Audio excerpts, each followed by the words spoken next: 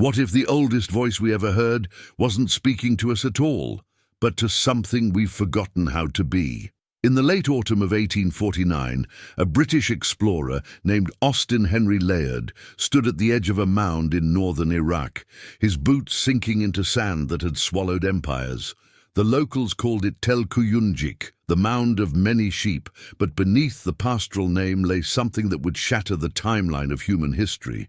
As his workers drove their spades into the earth, they struck not stone, but clay, tablet after tablet, stacked like the fossilized thoughts of a civilization that had been silent for millennia. Layard lifted the first fragment, its surface covered in wedge-shaped marks that looked less like writing and more like the footprints of birds across wet mud. He could not read it. No one alive could. Yet even in his ignorance, he sensed he was holding something profound, a voice from a world that predated every empire he knew, every language he spoke, every god he'd been taught to worship. The clay was warm in his hands, as though it had been waiting for this exact moment to speak again. The tablets came from the ruins of Nineveh, the ancient Assyrian capital that had fallen in 612 BCE, consumed by fire and vengeance. But the fire that destroyed the city had done something unexpected. It had baked the clay libraries into permanence, transforming fragile records into monuments harder than stone. What armies could not preserve, catastrophe did. Among the ash and rubble, Layard's team uncovered room after room of inscribed tablets, over 30,000 in total, each one a fragment of memory from a world that should have been lost forever. Some recorded the daily transactions of merchants, tallies of grain and livestock. Others held hymns to gods whose names had not been spoken in 2,000 years. But a few, just a few, whispered of something older still, tales of floods that drowned the world, of kings who ruled for impossible spans, of gods who descended from the heavens to walk among men. These were not Assyrian stories. They were echoes, copies of even more ancient texts written in a language the Assyrians themselves had called Emegir, the tongue of princes, the speech of a people who had vanished long before Assyria was born. For decades, those tablets sat in the British Museum, silent and inscrutable. Scholars stared at the wedge marks, trying to crack the code, but the language refused to yield. It was not like anything they had encountered, not Hebrew, not Arabic, not Greek. The grammar twisted in unexpected ways, the words agglutinating into dense clusters of meaning that seemed to fold time and space into single syllables. Then, in the 1850s, a breakthrough came. A young Irish clergyman named Edward Hincks, working in parallel with Henry Rawlinson, began to decipher the signs by comparing them to later Babylonian texts that used the same script but a different language. Slowly, painstakingly, the wedges began to speak, and what they said was impossible. They spoke of a civilization that predated Babylon, predated Assyria, predated every known empire. They spoke of Sumer, a name that had been erased from human memory for over 2,000 years. The people who had invented writing itself, who had built the first cities, who had mapped the stars and divided time into hours and minutes, had been forgotten so completely that even their name had died. But the clay remembered. It remembered everything. As more excavations followed, as archaeologists dug deeper into the plains of southern Mesopotamia, the lost world of Sumer began to emerge from the sand like a drowned continent rising from the sea. At Ur, at Uruk, at Eridu, at Nippur, they found ziggurats and temples, street grids and irrigation canals, law codes and medical texts, all dating back to the 4th millennium BCE, a time when the rest of the world was still living in scattered villages. The Sumerians had appeared suddenly fully formed, with a sophistication that defied the slow march of human progress. There was no evidence of gradual development, no primitive phase where they learned to write or build or calculate. They simply arrived on the stage of history, already knowing how to do all of it, as though they were not inventing civilization, but remembering it. And that strangeness, that uncanny sense of something skipped or hidden, has haunted archaeology ever since. Because civilizations are not supposed to begin this way. They are supposed to crawl before they walk, to scratch marks in the dirt before they write epics, to build huts before they raise temples to the stars. Among the thousands of tablets recovered from Sumerian sites, one type stands apart, quiet and unassuming, yet carrying within it a mystery that refuses to resolve. These are the king lists, bureaucratic records that enumerate the rulers of Sumer from the beginning of time to the rise of historical dynasties. At first glance, they seem straightforward, names and numbers, the kind of administrative document any civilization might keep. But when scholars began to translate them, they encountered something that made no sense. The earliest kings on the list, the ones who ruled before a great flood swept over the land, had reigns measured not in years or decades, but in thousands of years. Alulim of Eridu ruled for 28,800 years. Al-Algar ruled for 36,000. Dumuzid the shepherd governed for 36,000 more. 8 kings in total, their combined reigns stretching across 241 times 200 years of antediluvian time. Then the flood came.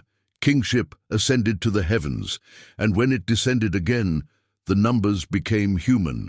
Suddenly kings ruled for hundreds of years, then decades, then lifetimes, recognizable to mortal flesh. It was as though time itself had changed, as though the rhythm of existence had quickened after some cosmic reset. Historians have tried for over a century to explain those impossible numbers. Some argue they are symbolic, representations of astronomical cycles or lunar calendars. Others suggest they reflect dynasties rather than individual rulers, each name standing for a lineage that spanned generations. A few propose that the numbers are simply mythological exaggeration, the same impulse that led the Hebrews to claim Methuselah lived 969 years, or the Egyptians to speak of gods who reigned for tens of thousands of years before the first human pharaoh.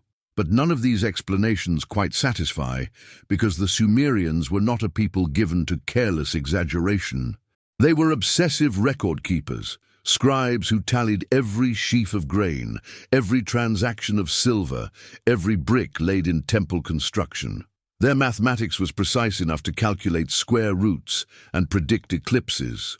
Why then would they suddenly abandon that precision when recording their own history?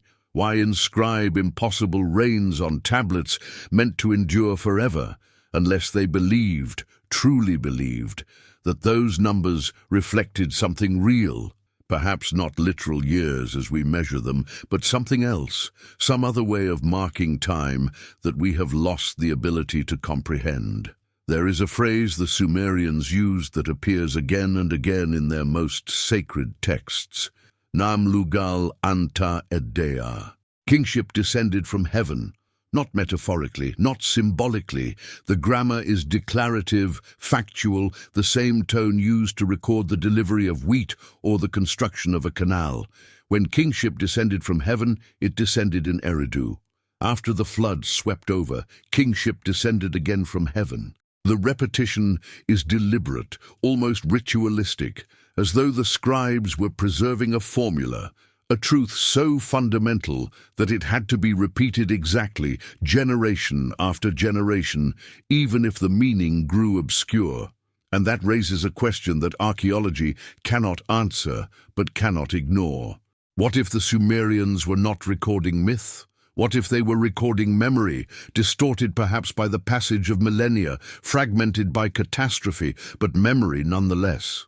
What if those impossible reigns, those kings who ruled for 30,000 years, were their way of saying that before the world we know, there was another world, one that lasted so long that our current timeline cannot contain it, one that ended so completely that only fragments survived in clay?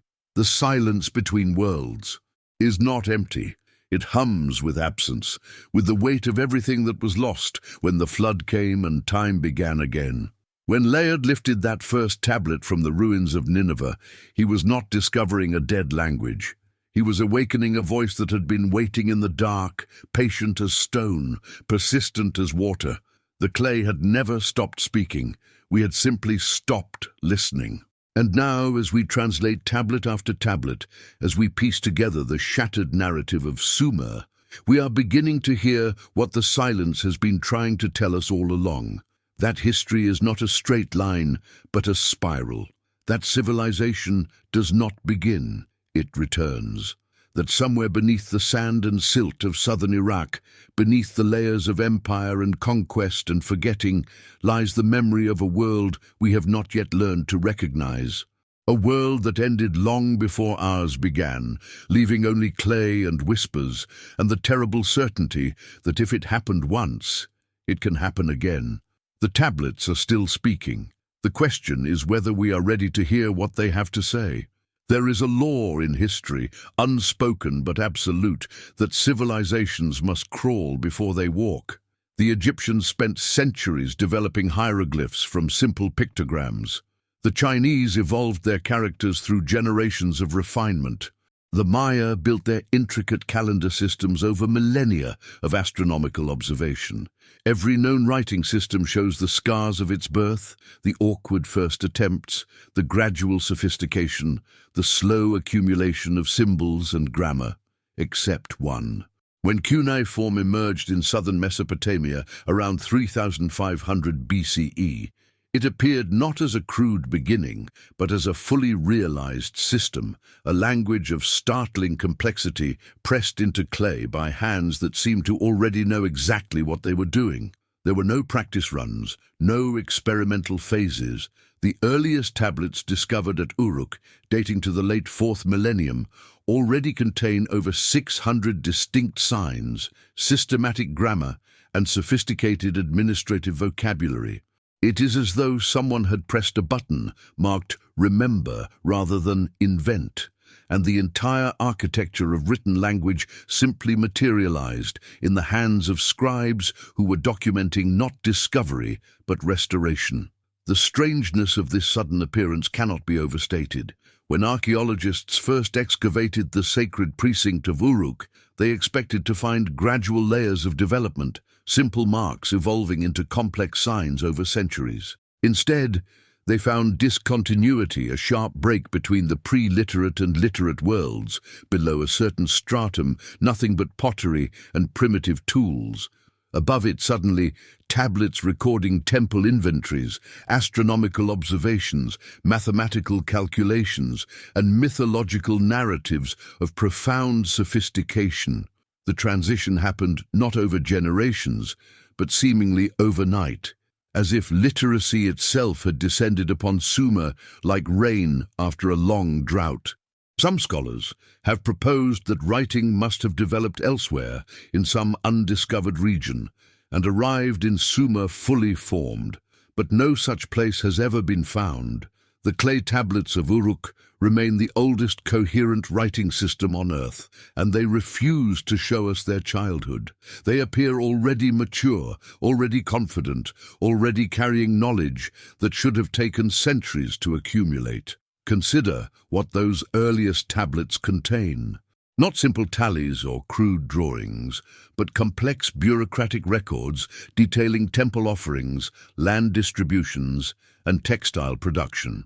One tablet from Uruk lists different types of bread, over a dozen varieties, each with its own specific sign. Another records astronomical observations, noting the heliacal rising of Venus with precision that would not be matched again for thousands of years. A third contains a narrative fragment about the goddess Inanna descending to the underworld, a myth so fully formed that it implies generations of oral tradition already crystallized into written canon. These are not the works of people learning to write. These are the works of people who already know how to think in written language, who have internalized its grammar so completely that they can use it to express abstract concepts, religious cosmology, and celestial mechanics. The Sumerians were not inventing writing. They were documenting a system of thought that already existed, translating something from memory into clay. And then there is the matter of what they knew.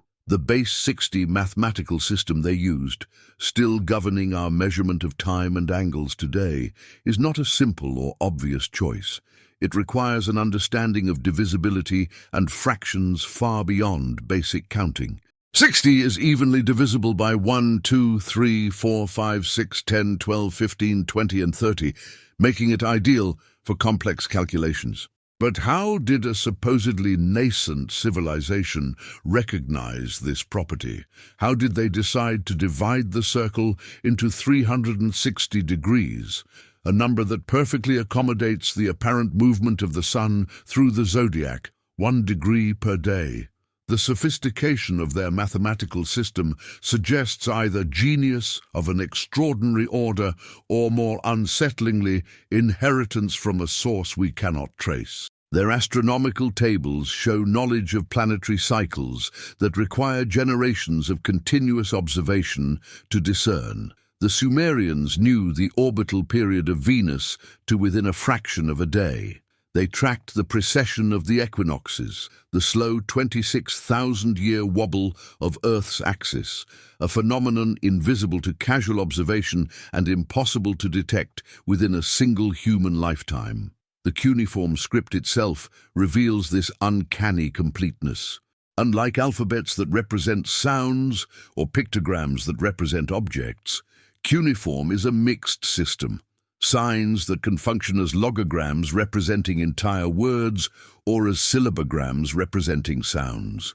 This dual nature allows for incredible flexibility and precision, but it also creates enormous complexity. A single sign might have multiple meanings depending on context, requiring readers to possess vast knowledge of vocabulary, grammar, and cultural reference. Scribal schools in Sumer, the Aduba or tablet houses, trained students for years to master this system.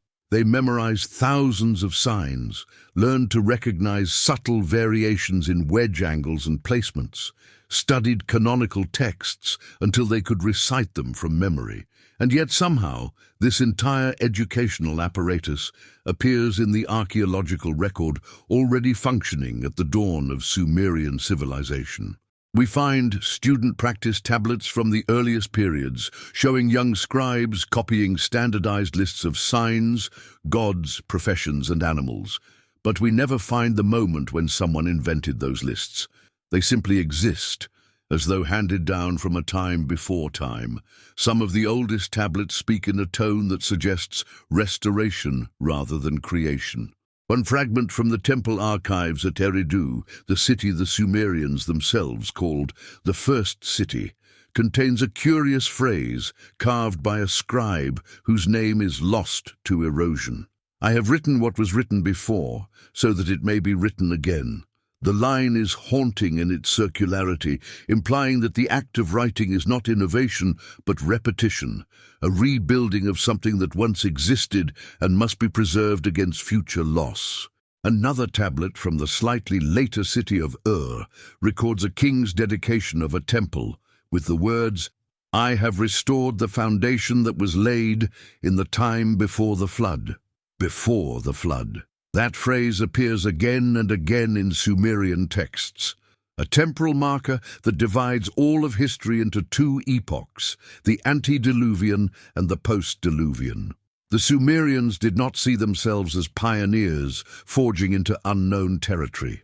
They saw themselves as survivors, custodians of fragments salvaged from a drowned world.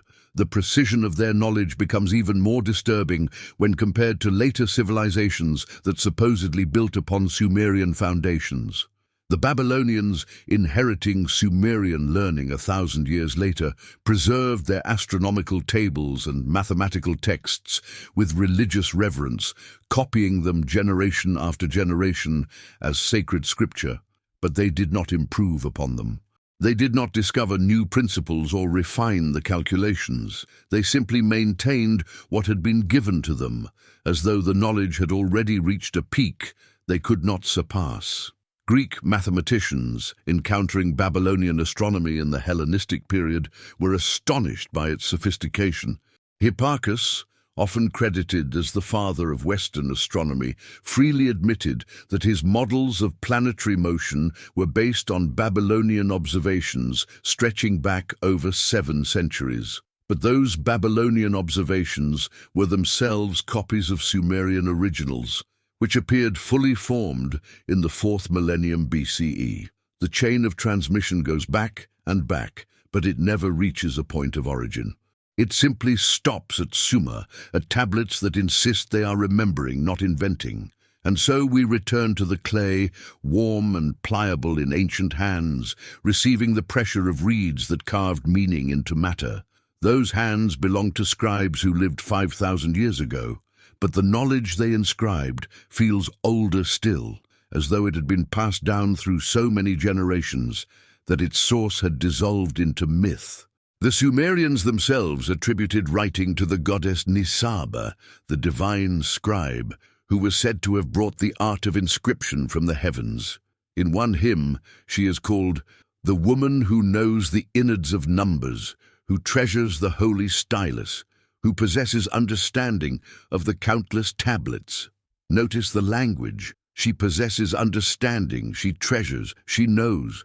Not she created or she invented. The writing already exists. Nisaba is its keeper, not its author. Perhaps the Sumerians, in their myths, were telling us something literal, that the tablets shouldn't exist because they were never meant to be beginnings. They were meant to be continuations, echoes of a voice that had been speaking long before clay learned to remember it.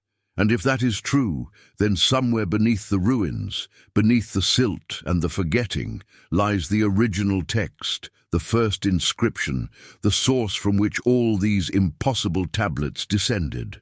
Between the end of the last ice age and the rise of Sumer lies a chasm in time so vast and so silent that it swallows every easy explanation history offers. Around 10,000 BCE, as glaciers retreated and the world warmed, humans were still living in scattered bands, hunting game, gathering wild grains, painting animals on cave walls by firelight. Then barely 6,000 years later, the Sumerians appeared in southern Mesopotamia with cities, temples, irrigation networks, written law, and an understanding of the cosmos that would not be matched for millennia. The textbooks call this the Neolithic Revolution, a gradual transition from nomadic life to settled agriculture, from tribes to city-states. But the word gradual hides more than it reveals. Because when you place the archaeological evidence on a timeline and step back to see the whole picture, what emerges is not a smooth progression, but a series of inexplicable leaps, sudden surges of knowledge and capability that appear without precedent, as though entire chapters of human development had been torn from the book and burned. The missing millennia are not merely gaps in the record, they are absences that scream to be explained. Consider the site of Göbekli Tepe in southern Turkey, discovered in the 1990s and still sending shockwaves through the archaeological community.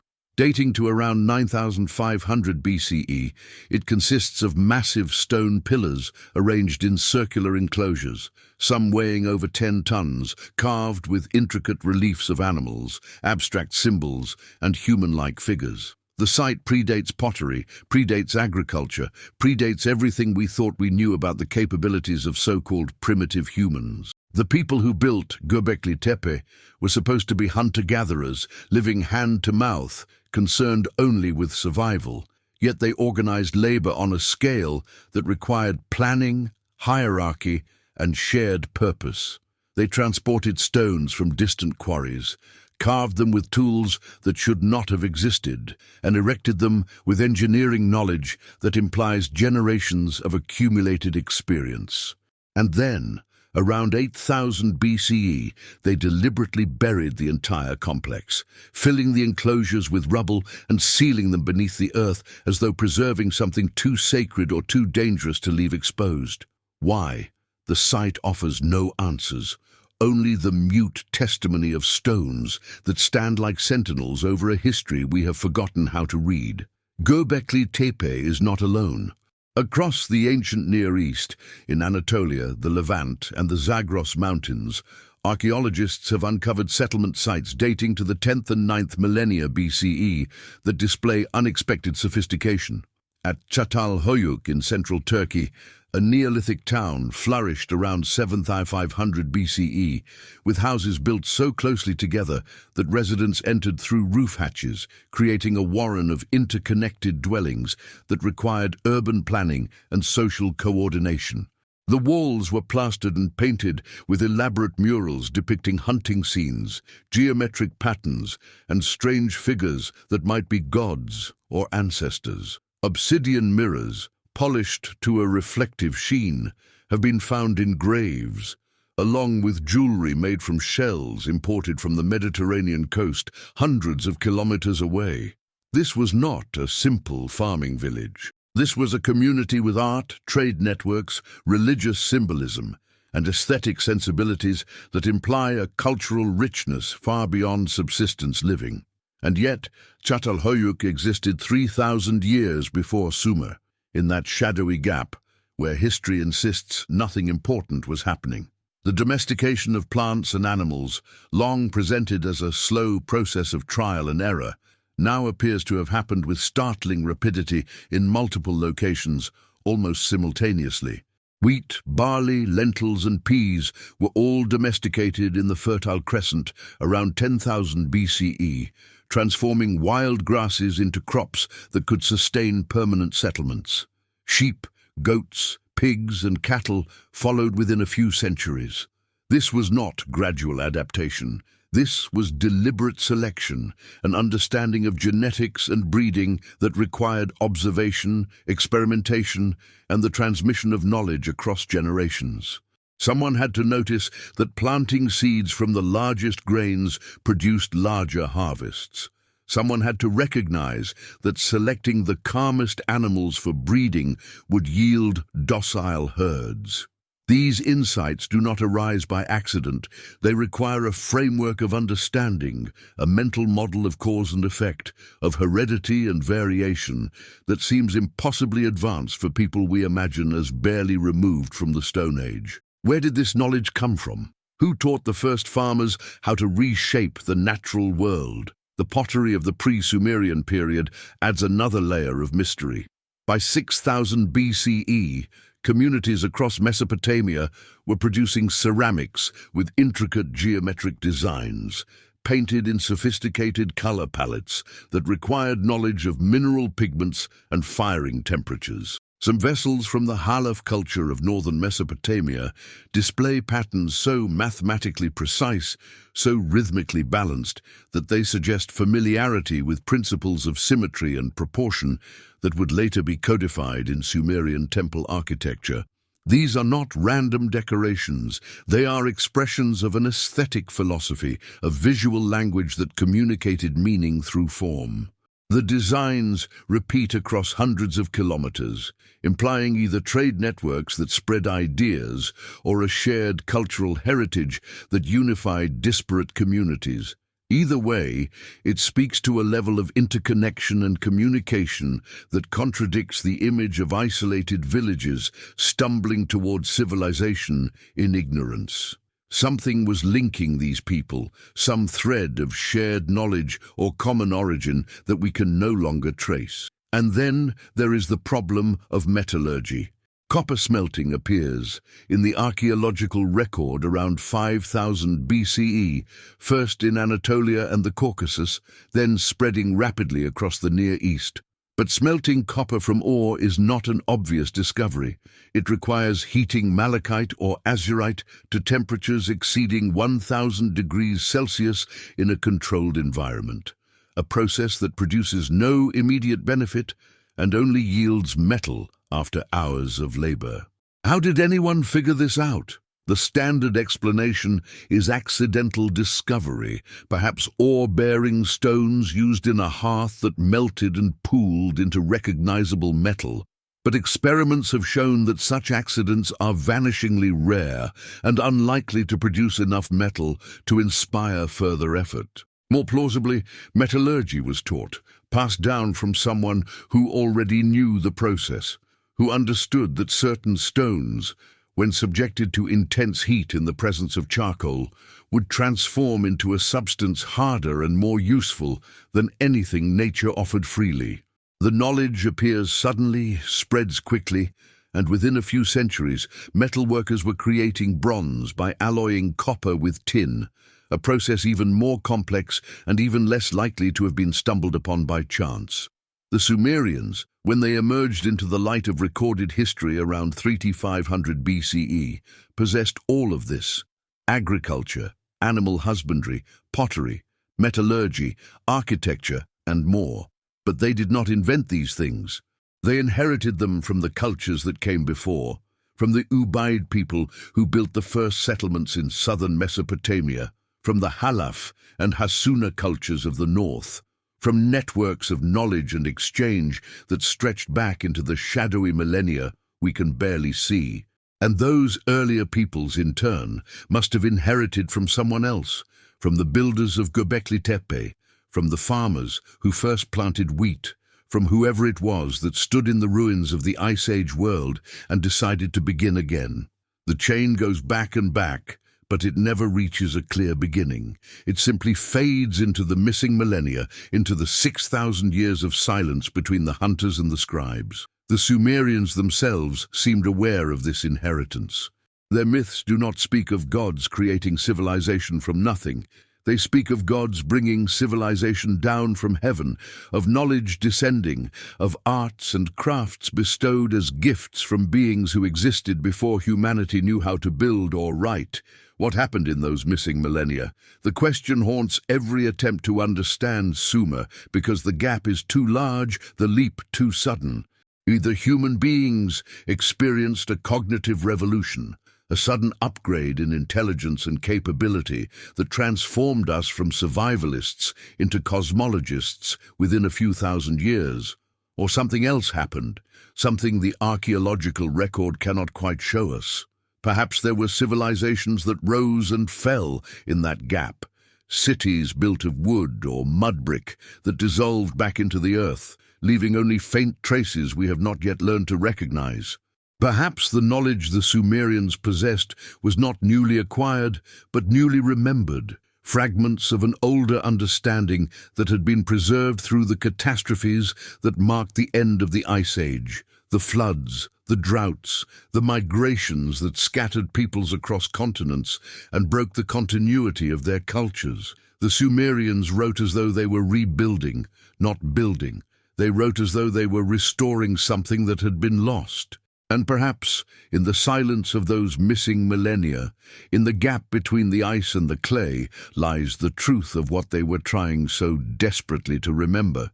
They called it Abubu in Sumerian, a word that sounds like rushing water, like the world drowning in its own breath. The flood was not merely an event in their history, but the event, the axis around which all of time pivoted. Every king list, every chronicle, every sacred text divides existence into two irreconcilable epochs, before the deluge and after. Before, the world was ruled by beings whose reigns stretched across tens of thousands of years, whose names carried the weight of cosmic cycles, whose very existence seemed to operate on a different temporal frequency than anything human. After, time contracted, compressed into mortal lifespans, human ambition, fragile memory.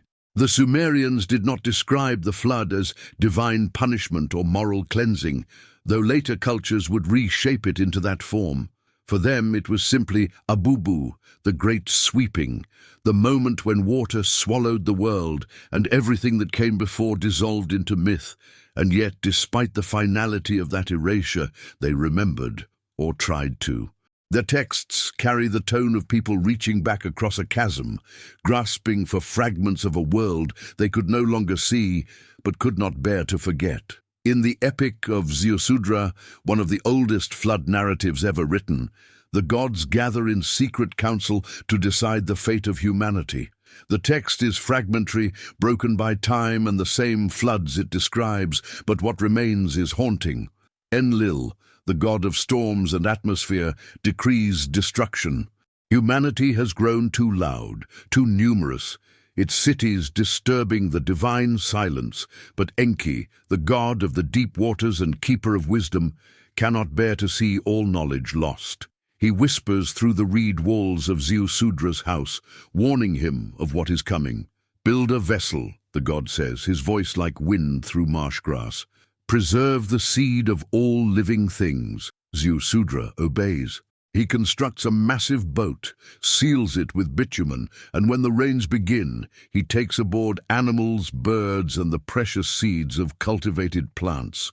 For 7 days and 7 nights, the storm rages. The wind howls with a voice that sounds like the earth itself screaming.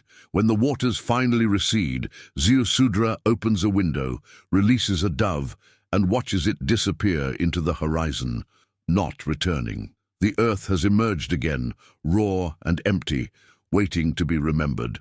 But this is not just a story. Beneath the cities of ancient Mesopotamia, beneath the ziggurats and palace foundations, archaeologists have found something that turns myth into geology. In the 1920s and 1930s, excavations at Ur, Uruk, Kish, and Shurupak uncovered a phenomenon that still unsettles the rational mind. Between layers of habitation, between the shards of pottery and the remains of mud brick houses, there lies a stratum of clean, sterile silt, river-deposited sediment that varies from 0.5 meter to over 2 meters in thickness. It appears suddenly in the stratigraphic record, a boundary line that separates one cultural phase from another with absolute finality. Below the silt, older settlements, primitive structures, tools and pottery that speak of a simpler time. Above it, the Sumerian civilization begins, already complex, already literate, already building temples aligned to the stars. The silt is not local flooding from seasonal rains. Its composition and extent suggest a catastrophic inundation, water moving with such force and volume that it scoured the landscape, buried entire communities, and left nothing but mud in its wake. Radiocarbon dating places this event around 2900 BCE, precisely when the Sumerian king lists marked the transition from antediluvian to historical rulers. Sir Leonard Woolley, excavating the royal tombs at Ur in 1929, struck this flood layer and immediately recognized its significance. He descended into the pit, measuring the depth of clean clay, running it through his fingers, noting its uniformity. "We had gone down through the graves of kings and queens," he wrote in his journal, "through layers of ordinary Sumerian occupation, and then, suddenly, all artifacts ceased. There was nothing but clean water-laid clay. We dug deeper, expecting to reach virgin soil, but instead, after 8 feet of sterile silt, we struck another layer of habitation, older than anything we had found above." Woolley understood what he had discovered. This was not a myth, this was evidence. The flood that destroyed the world of the antediluvian kings was real, recorded not in tablets but in geology, written in the language of sediment and erosion. He called it the biblical flood, though it predated the Bible by millennia. The Hebrews had inherited the story from the Babylonians, who had copied it from the Sumerians, who had lived through it and written it down while the memory still bled. The same pattern appears at other sites. At Kish, archaeologists found a layer of flood deposit more than 1 meter thick, separating earlier occupation from the First Dynasty period. At Shurupak, the legendary city of Ziusudra himself, the flood layer is even more pronounced, a thick stratum of alluvial clay that marks the violent end of one era and the tentative beginning of another. At Lagash, at Eridu, the same story repeats, the same geological signature of catastrophe. Not all the floods were simultaneous. Radiocarbon dates suggest they occurred over a span of several centuries, waves of destruction that swept across Mesopotamia as rivers changed course, as climate shifted, as some combination of natural forces converged to drown the low-lying plains where humanity's first cities had taken root. But to the survivors, to the scribes who later recorded these events, the distinctions did not matter. The floods merged in memory into a single apocalyptic moment. the Abubu, the great sweeping that ended the old world and forced the new one to begin. What makes the flood narrative so powerful is not their drama, but their precision. The measurements given in the texts, the durations, the descriptions of rising waters and receding shores carry the specificity of eyewitness testimony. In the Atrahasis epic, a slightly later Babylonian version of the flood story, the scribe describes the storm with geological accuracy. The dike of the canals was destroyed, the marshland became sea. This is not poetic exaggeration. This is a description of what happens when river levees fail and delta regions flood, when the boundary between land and water dissolves and the world transforms into a shifting liquid chaos. The text continues. For 7 days the downpour, the storm, the flood came forth. The Kakilu weapon like a man fought against the people. Kakilu is a difficult word to translate, but it seems to mean destroyer or that which breaks, a term used elsewhere to describe battering rams or siege weapons. The flood is personified as an assailant, something that attacks with intention and force, not a passive rising of waters, but an active destruction. Modern geology offers explanations for what might have caused such catastrophic floods.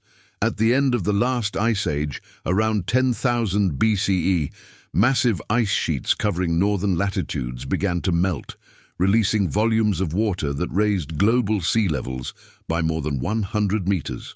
Coastlines that had been dry land for millennia vanished beneath the waves, drowning river valleys, deltas, and coastal plains where early human settlements had flourished. The Persian Gulf, which today is a shallow sea, was once a fertile river valley, an extension of the Tigris and Euphrates system that would have supported agriculture and habitation. As sea levels rose, that valley flooded, pushing populations inland, disrupting trade routes, and erasing entire landscapes from human geography. Some researchers have called this drowned region the Gulf Oasis, a lost Eden that may have been the cradle of pre-Sumerian culture, now lying beneath 40 meters of seawater, inaccessible, silent, forgotten. If early civilizations did exist in that valley, their remains would be underwater, beyond the reach of conventional archaeology, visible only as anomalies on sonar scans and bathymetric maps. But there is another, more immediate flood that the Sumerians would have experienced directly. Around 2900 BCE, climatic shifts in the headwaters of the Tigris and Euphrates caused unprecedented rainfall and snowmelt, swelling the rivers beyond their banks. The flat, alluvial plains of southern Mesopotamia, crisscrossed by irrigation canals and dotted with mud brick cities, had no natural defenses against such inundation. Water would have spread across the landscape like a creeping doom, slowly at first, then with terrifying speed as levees failed and canals overflowed. Cities built on artificial mounds might have become islands for a time, but eventually they too would have succumbed, their walls collapsing, their temples subsiding into the mud, their populations fleeing or drowning. For the survivors, huddled on the few high points that remained above water, the experience would have been apocalyptic, the erasure of everything familiar, the silencing of every voice, the disappearance of the world beneath a mirror-smooth expanse of brown water that stretched to every horizon. And when the waters finally receded, what remained was not the world they had known, but a graveyard, a layer of silt covering the ruins of the past. They would have had to begin again, not in the same places but nearby, building new cities on top of the drowned ones, writing new tablets to replace those dissolved in the flood, remembering as much as they could, and inventing stories to fill the gaps where memory failed. The flood did not just drown cities.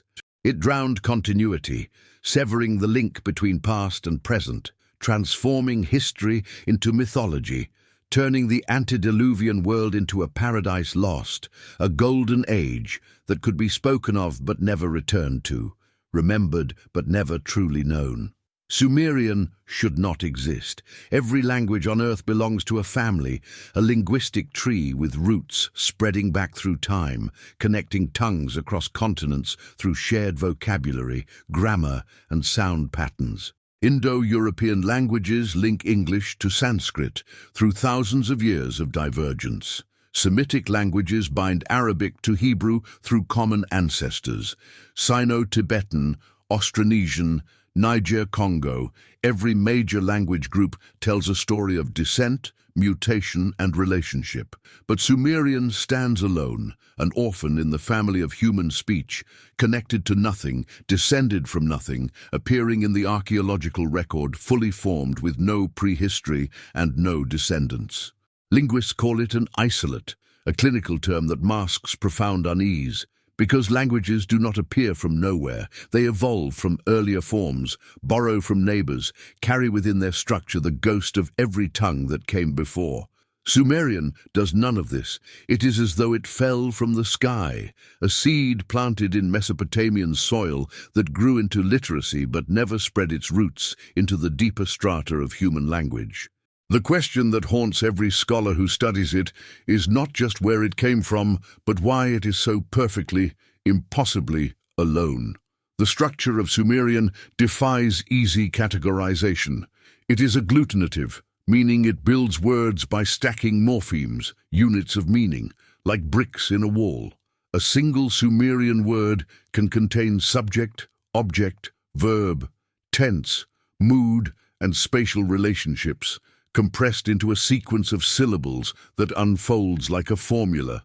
The word Muna Ansum translates roughly as "he gave it to him," but literally it breaks down as "to him, for him, he gave." Each syllable a discrete unit that can be rearranged, substituted, or expanded to express different shades of meaning.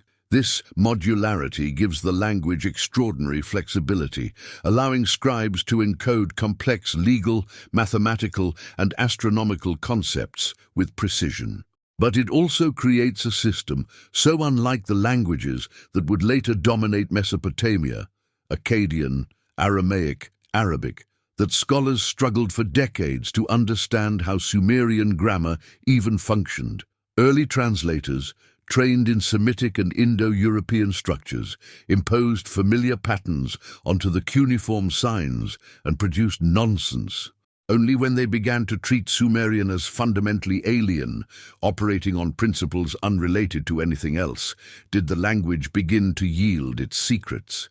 And even now, after a century of study, vast portions of the Sumerian lexicon remain uncertain, their meanings inferred from context, guessed at, debated in footnotes.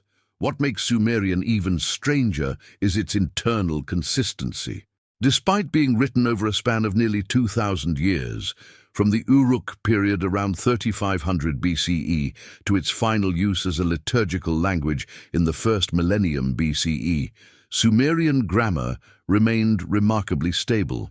There are dialectical variations, shifts in spelling conventions, the gradual intrusion of Akkadian loanwords, but the core structure, the way verbs conjugate, the way nouns decline, the way sentences build meaning through agglutination, stays constant. This is not how languages normally behave.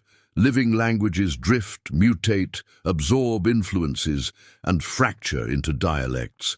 Latin became French, Spanish, Italian, each transformation reflecting centuries of phonetic erosion and grammatical simplification.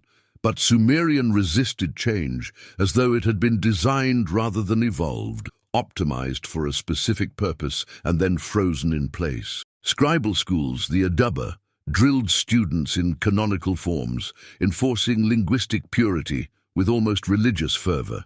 To write incorrectly was not merely a mistake, but a violation of cosmic order, because Sumerian was not just a language. It was the language, Emegir, the princely tongue, the speech of the gods. The Sumerians themselves attributed their language to divine origin. In the myth of Enki and the world order, the god Enki, lord of wisdom and the subterranean waters, is described as the one who set up the holy divine plans, made perfect the great divine plans for heaven and earth. Among these plans is language itself, specifically the Emgir tongue, which Enki bestows upon humanity as one of the Mi, the fundamental decrees that structure reality. The myth does not describe Enki inventing language, but rather bestowing it, granting access to something that already exists in the cosmic order. This distinction is crucial. The Sumerians did not see themselves as creators of speech, but as recipients, chosen vessels for a mode of communication that transcended human origin. In another text, Enki is said to have filled the Tigris with sparkling water and called the barley and made it sprout, actions that place linguistic creation on the same ontological level as the creation of rivers and agriculture, fundamental reordering of chaos into structure, of potential into actuality.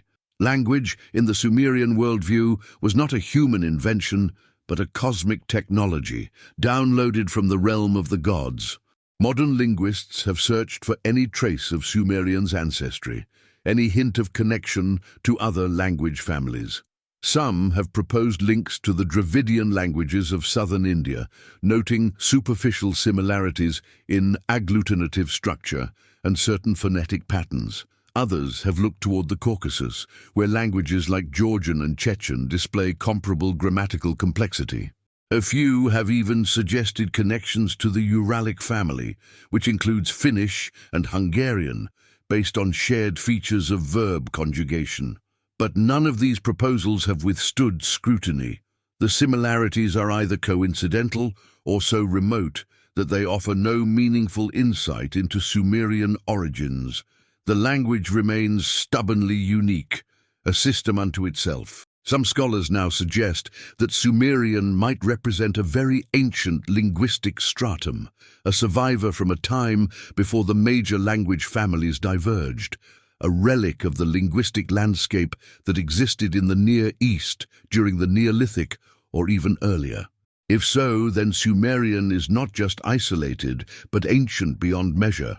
A voice from a time when humanity spoke in ways we can no longer reconstruct, carrying within its grammar the fossil of a mode of thought that has since vanished from the world.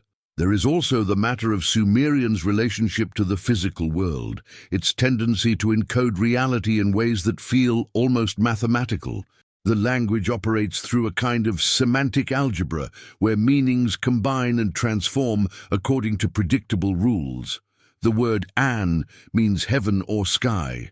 Kai means earth or ground.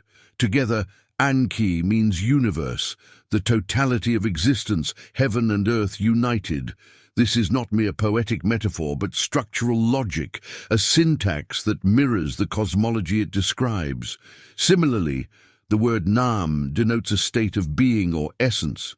Combined with Lugal, king, it becomes Nam Lugal, kingship, not just the person who rules, but the abstract principle of rule itself. Every concept in Sumerian can be broken down into component meanings, analyzed, recombined, as though the language were a kind of code, a system for representing the fundamental operations of reality.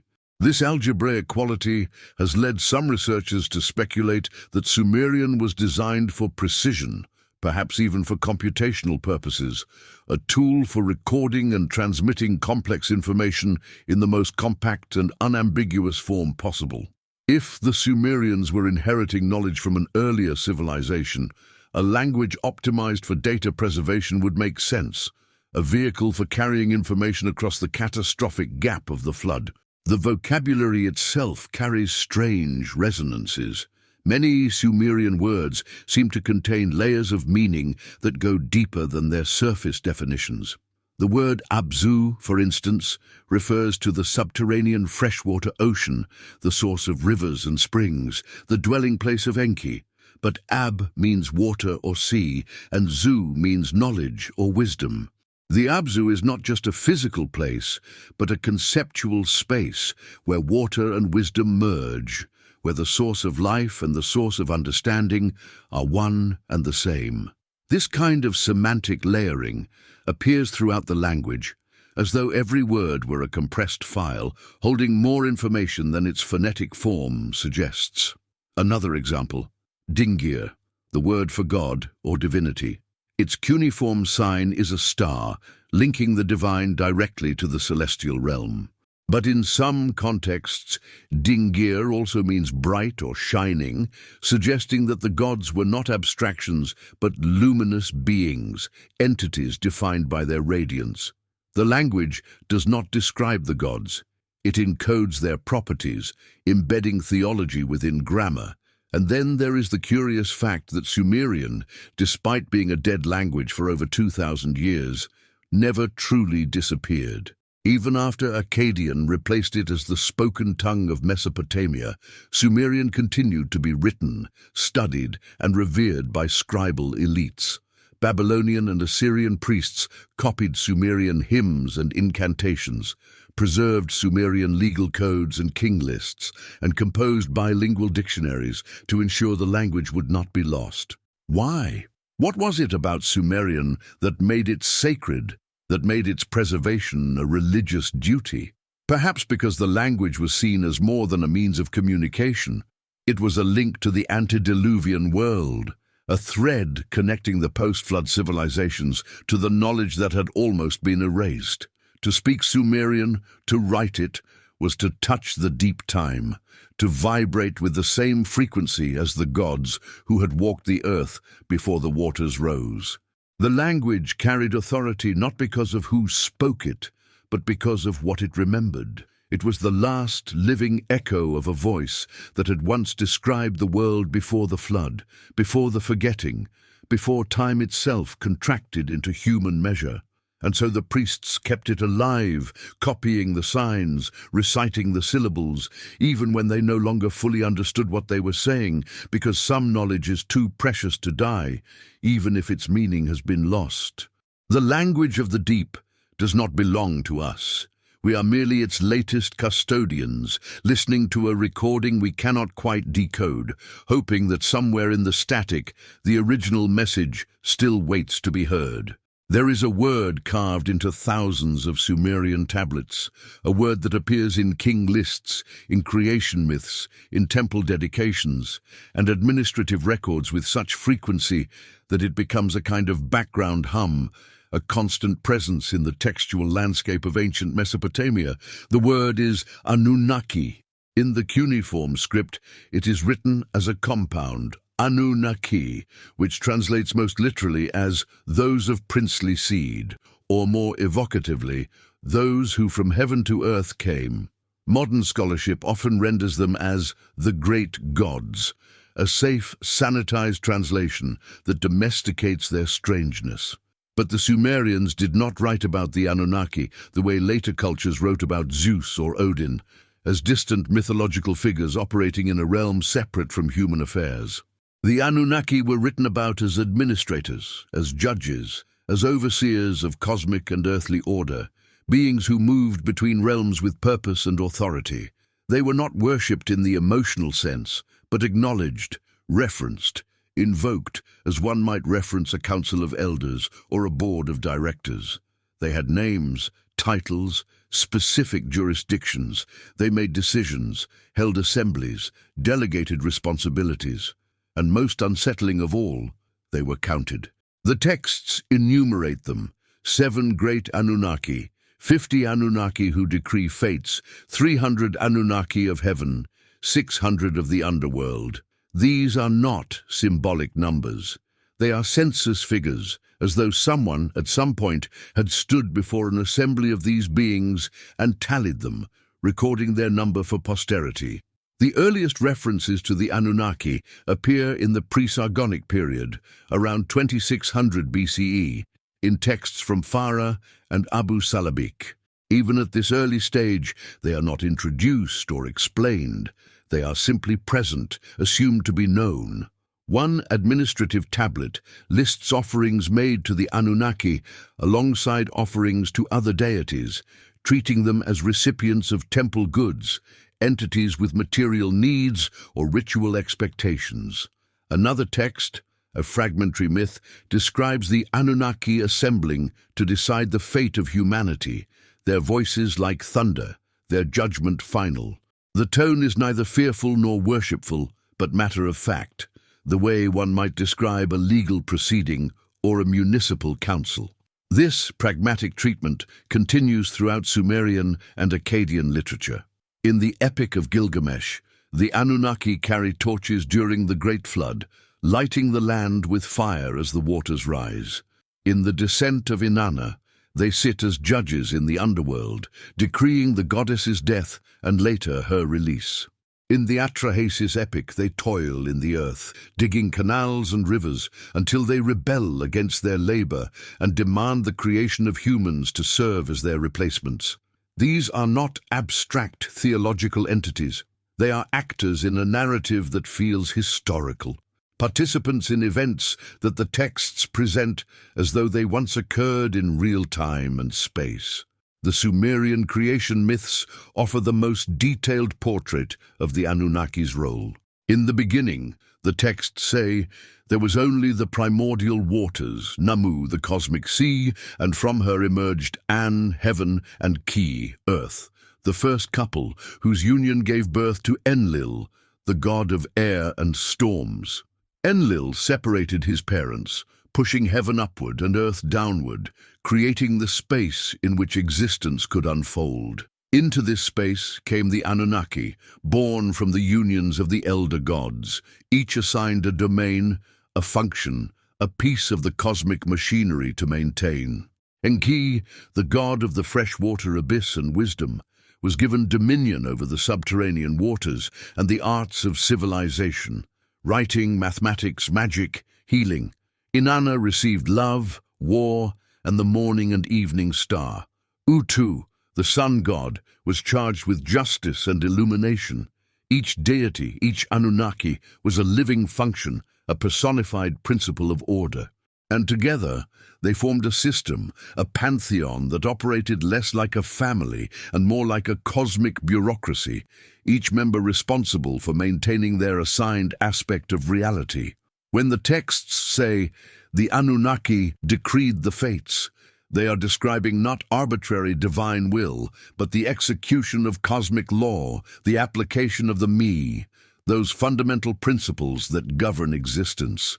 But who were they really? The texts never quite say. They are gods, yes, but gods of a peculiar kind, not transcendent or omnipotent, but limited, specialized, even vulnerable. They eat and drink. They grow weary. They argue and scheme and make mistakes. In the Atrahasis epic, the Anunnaki complain bitterly about their labor, digging the Tigris and Euphrates rivers, their hands blistered, their backs aching. The toil was great, the distress too much, the text laments. These are not the attributes of eternal, all-powerful beings. They sound disturbingly like descriptions of workers, of engineers, of beings engaged in physical construction projects on a massive scale. The solution to their rebellion is the creation of humanity. Enki and the mother goddess Ninhursag fashion humans from clay mixed with the blood of a slain god, creating a servant race to bear the burden of labor so the Anunnaki can rest. The myth has been interpreted as a theological justification for the social order, a way of explaining why humans must toil while the divine remain at ease. But there is another way to read it, one that the Sumerians themselves might have intended, as a historical memory distorted by time, of a period when advanced beings, whether travelers, survivors of an earlier civilization, or something else entirely, engineered a new strain of humanity to assist in the monumental task of rebuilding a world after catastrophe. Zecharia Sitchin, in the late 20th century, ignited controversy by taking this interpretation to its extreme. He argued that the Anunnaki were not mythological at all, but extraterrestrial visitors who came to Earth in search of gold, genetically engineered Homo sapiens from earlier hominids to serve as a labor force, and left behind the Sumerian civilization as a byproduct of their presence. His translations have been widely criticized by mainstream scholars as speculative, selective, and linguistically unsound. Yet his work resonated with millions because it addressed a question that conventional archaeology often sidesteps. Why does Sumerian civilization appear so suddenly, so completely, with no clear antecedents. Sitchin's answer, that the Sumerians were taught by visitors from another world, may be wrong in its specifics, but it points to a genuine mystery. The Sumerians themselves claimed their knowledge was given to them, not invented. They said kingship descended from heaven. They said the arts of civilization were bestowed by the Anunnaki. If we dismiss this as pure mythology, we must explain why a people obsessed with precise record-keeping would embed such claims in their most foundational texts. And if we take it seriously, even metaphorically, we must grapple with the possibility that the Anunnaki represent a memory, however distorted, of contact with something or someone who possessed knowledge the Sumerians did not yet have. There is a curious detail in the king lists that supports this interpretation. Before the flood, the texts say, kingship was held by the Anunnaki themselves. The earliest rulers listed, Alulim, Alalgar, Enmen-Luana, are not described as human, but as chosen by the gods, intermediaries who ruled on behalf of the divine assembly. Their reigns, measured in tens of thousands of years, suggest beings operating on a different temporal scale, either literally long-lived or symbolic of epochs rather than individuals. Then the flood comes, kingship ascends to heaven, and when it returns, it descends into human hands. The transition is abrupt and absolute. Before, divine rulers. After, mortal kings. The boundary is the flood, the catastrophe that severed the direct connection between humanity and the Anunnaki. After the deluge, the gods withdraw, becoming distant, accessible only through ritual, through priests, through the mediation of temples and offerings. They no longer walk the earth as they once did. They have become remote, leaving humanity to fend for itself, armed only with the fragments of knowledge they left behind. This pattern, divine beings who teach humanity, then withdraw after a cataclysm, appears in cultures across the globe. The Egyptian Neteru, the Hindu Devas, the Mesoamerican Viracocha and Quetzalcoatl, the Greek Titans, all share this narrative arc. Teachers who come, instruct, then depart, leaving humanity to carry forward the civilization they seeded. In the underworld cosmology of the Sumerians, the Anunnaki take on yet another role. They are the judges of the dead, seated in the dark halls of Kur, the land of no return, where they weigh the deeds of souls and decree their fates. The Descent of Inanna describes them as the 7 judges, their eyes fixed on the goddess as she stands naked and powerless before them, waiting for their verdict. They fastened their eyes upon her, the eyes of death, the text says. They spoke the word against her, the word that torments. They uttered the cry against her, the cry of guilt. This judicial function is repeated in later Mesopotamian and even Egyptian traditions, the concept of divine judges weighing the soul, determining worthiness, assigning fate. But why judges? Why are the Anunnaki, who began as cosmic administrators and creators, transformed into arbiters of morality and death? Perhaps because judgment implies record-keeping, the preservation of knowledge about each individual's actions, a cosmic archive that tracks lives, choices, consequences. The Anunnaki, in this sense, are not just watchers but recorders, beings who count, who tally, who maintain the ledger of existence. The word counted ones becomes literal. They are the ones who count humanity, who measure our actions against the standards they once set, who ensure that even in our mortality we remain accountable to the order they established. And so we return to the central question, were the Anunnaki real? Not as literal gods, perhaps, but as something else, teachers, survivors of an earlier age, custodians of pre-flood knowledge who appeared to the post-cataclysm survivors as beings of immense power and wisdom. The Sumerians had no framework for understanding advanced technology, no vocabulary for describing capabilities that exceeded their own.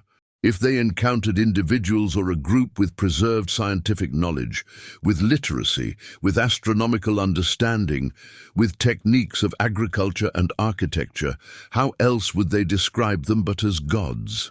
How else would they explain their teachings but as divine revelation? The Anunnaki may not have come from the stars, but they came from somewhere beyond the flood's erasure, carrying with them the memory of what had been lost and the will to rebuild it. They were the watchers who saw the world drown, the counted ones who numbered the survivors and gave them the tools to begin again. And when their work was done, when the foundations of civilization were laid, they withdrew, not to heaven perhaps, but to history, to the shadowy edges of memory where they became myth. The tablets still call their names, the temples still bear their symbols, but the Anunnaki themselves are gone, leaving only their legacy, a civilization that appeared fully formed, a language with no ancestors, and the haunting suspicion that humanity's first teachers were not divine, but something even more unsettling, survivors of a world we have forgotten how to remember.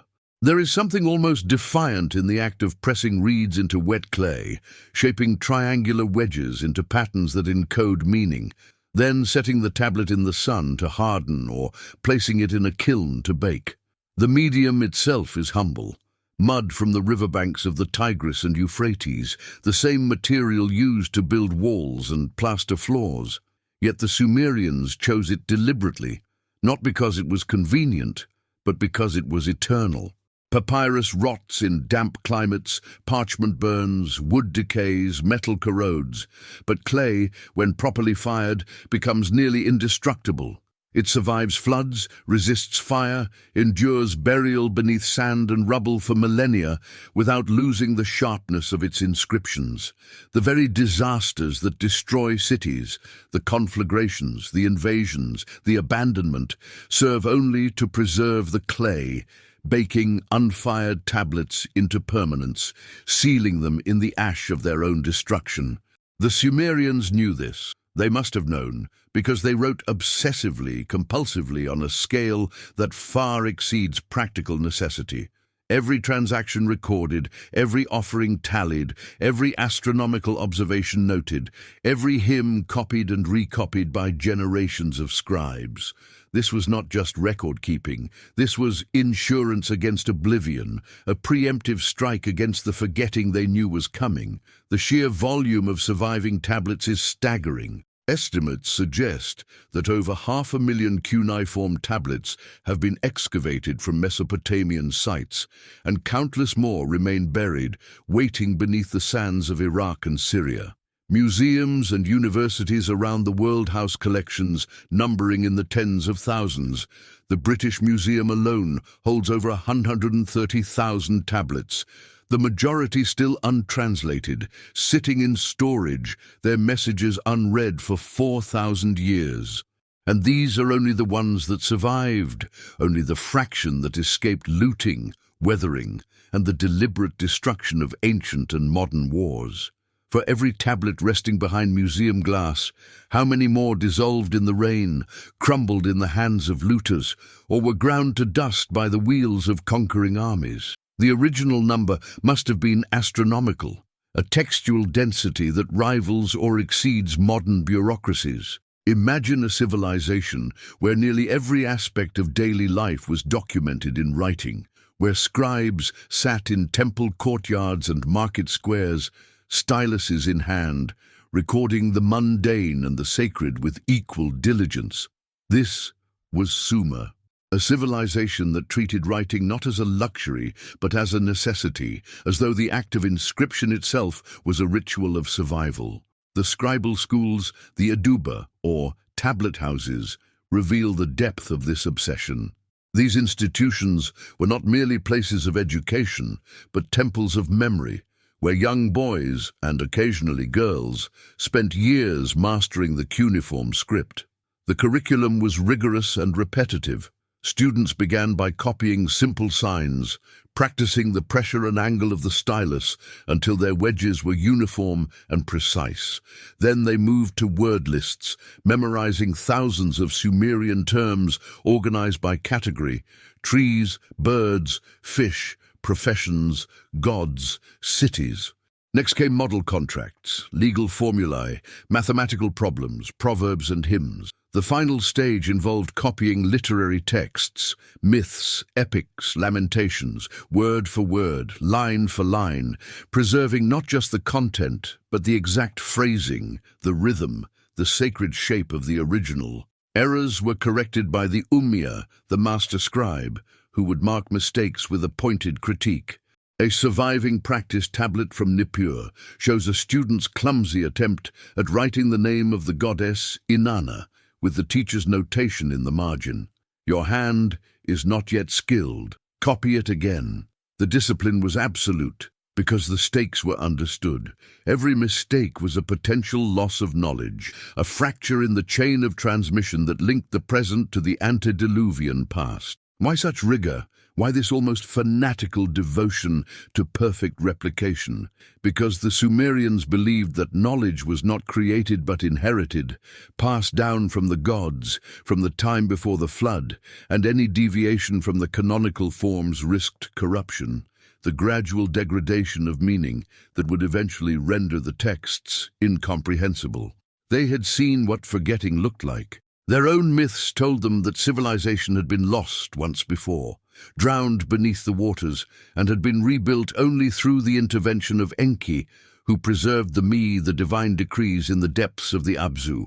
The scribes were the modern-day custodians of those and their duty was to keep the knowledge intact, to resist the entropy that gnawed at all things, to hold the line against the second flood, the flood of forgetting that did not come as water, but as time, as the slow dissolution of memory across generations.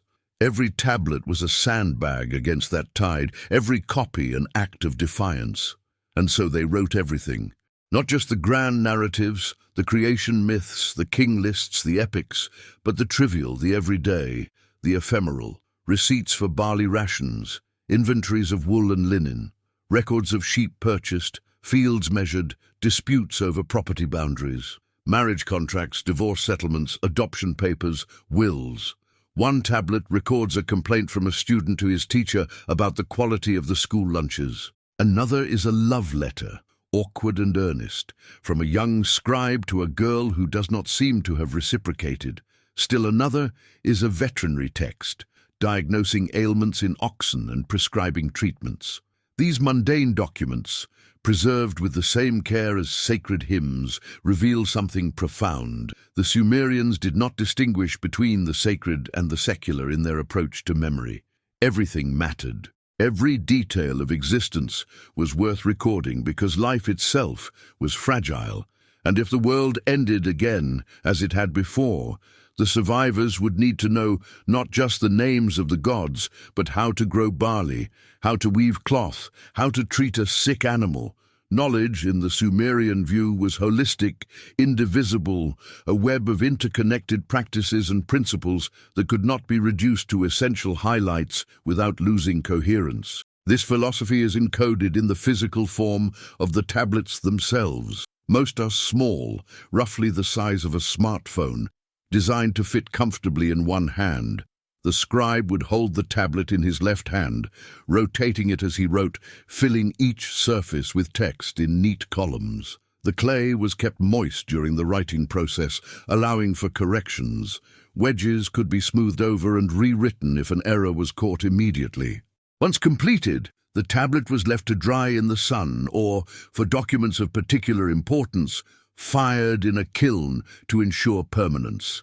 Some tablets were then stored in clay envelopes, a second layer of protection inscribed with a summary of the contents so that the inner text would remain pristine even if the envelope was damaged.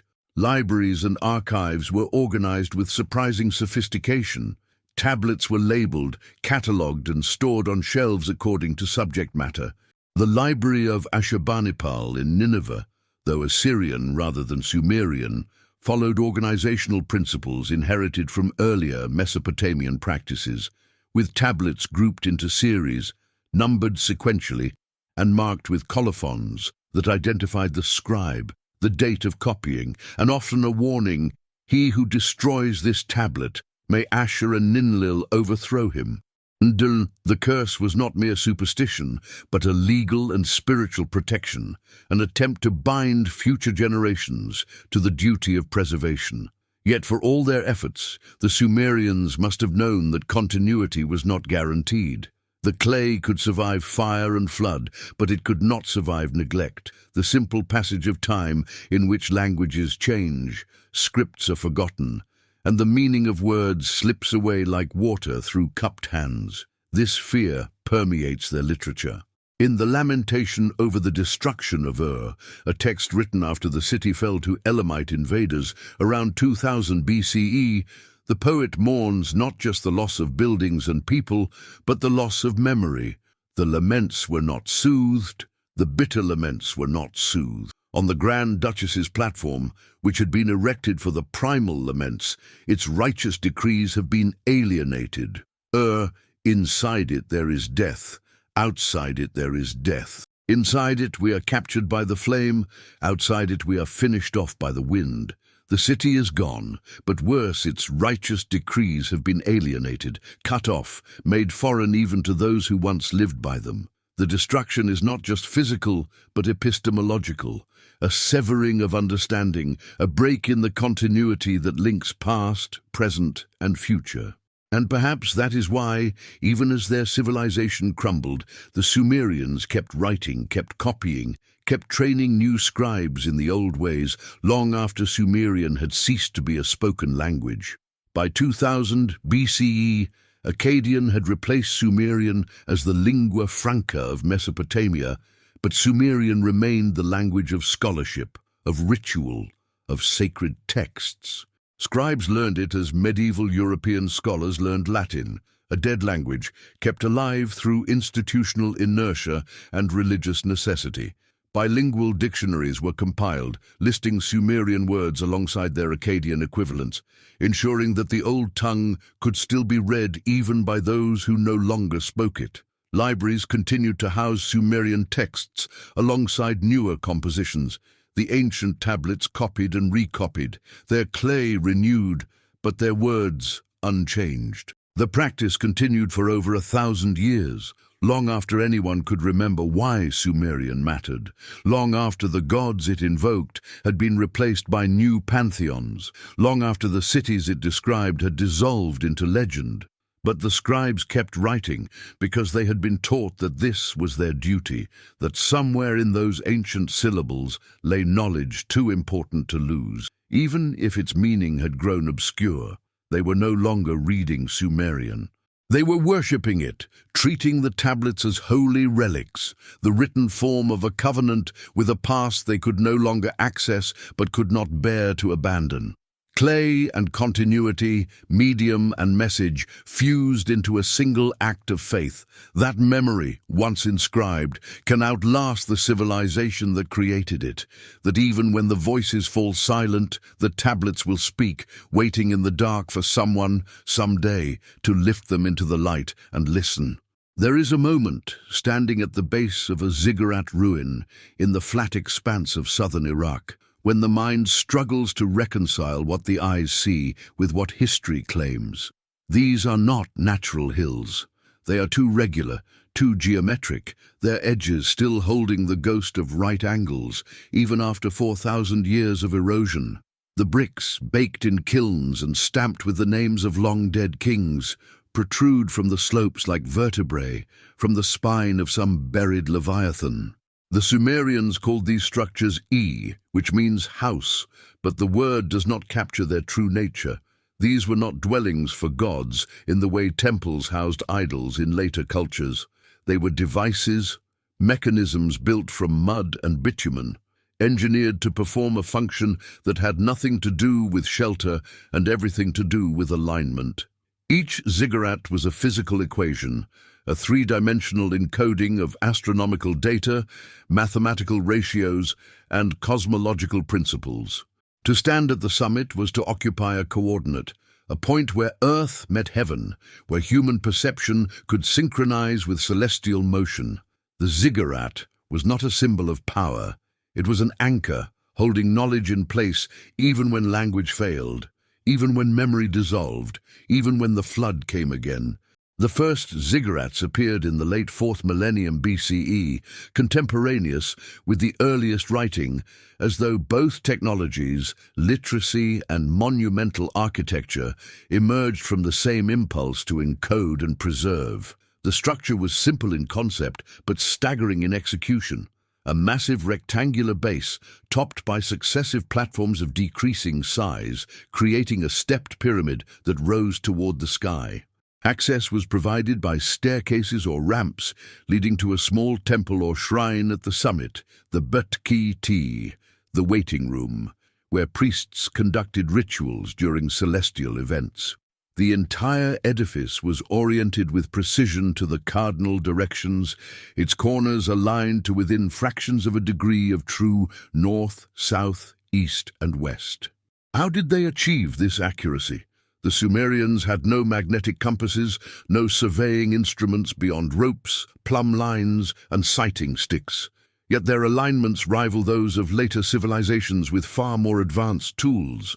Some researchers suggest they used stellar observation, marking the points where specific stars rose and set on the horizon, then bisecting the angle to determine true north. Others propose they tracked the shadow of a gnomon throughout the day, finding the shortest shadow cast at solar noon to establish a north-south line. Either method requires patience, precision, and generations of astronomical knowledge accumulated and passed down with meticulous care. The ziggurat at Ur, one of the best preserved examples, reveals the depth of this architectural intelligence. Built by King Ur-Nammu around 2100 BCE, it rises in 3 stages, each level slightly set back from the one below, creating a terraced silhouette that dominates the desert landscape even in its ruined state. The base measures roughly 64 by 46 meters, and the original height is estimated at over 30 meters, though only the first level and portions of the second survive today. What makes the structure remarkable is not its size, but its subtlety. The walls are not perfectly vertical, but slightly inclined inward, a technique called batter, which provides structural stability and creates an optical illusion of even greater height when viewed from the ground. The platform surfaces are not flat, but gently convex, bowing upward at the center to prevent water accumulation and to counteract the visual sag that purely flat surfaces exhibit over long distances. These are not the design choices of primitive builders. These are the refinements of architects who understood both engineering and perception, who had studied how materials behave under stress and how the human eye interprets form. The bricks themselves were manufactured to standardized dimensions, indicating quality control systems and mass production techniques that presuppose bureaucratic organization and mathematical literacy. But the true genius of the ziggurat lies in what it encodes beyond its physical form. The structure is a calendar, a clock, a map of the cosmos compressed into brick and mortar. The number of steps, the proportions of each level, the orientation of the staircases, all correspond to celestial cycles. The Sumerians divided the year into 12 lunar months, each aligned with the zodiac, the 12 constellations through which the sun appeared to travel. The ziggurat's levels often numbered 7, corresponding to the 7 classical planets: the Sun, Moon, Mercury, Venus, Mars, Jupiter, and Saturn, the wandering stars whose movements defined the sacred calendar. Each level was painted a different color, assigned to its respective celestial body: black for Saturn, white for Jupiter, red for Mars, gold for the Sun, yellow for Venus, blue for Mercury, silver for the Moon. To ascend the ziggurat was to climb through the spheres, a physical enactment of the soul's journey from earth to heaven, from matter to spirit, from ignorance to enlightenment. The structure was not built to impress the gods, but to teach humans, to remind them of their place within the cosmic order, to provide a tangible, walkable diagram of the universe they inhabited. Archaeological evidence suggests that the ziggurats functioned as observatories. The small shrine at the summit, open to the sky, provided an unobstructed view of the horizon, allowing priests to track the rising and setting of stars, the phases of the moon, the movement of planets against the background of fixed constellations. Tablets recovered from temple archives describe rituals timed to celestial events, the heliacal rising of Sirius, the vernal equinox, the conjunction of Venus and Jupiter. These were not arbitrary religious festivals, but calibrated observations, data points in an ongoing effort to map the heavens with precision. One tablet from Uruk lists the dates of lunar eclipses over an 18-year period, the Saros cycle, a pattern that repeats with such regularity that it allows for accurate prediction of future eclipses.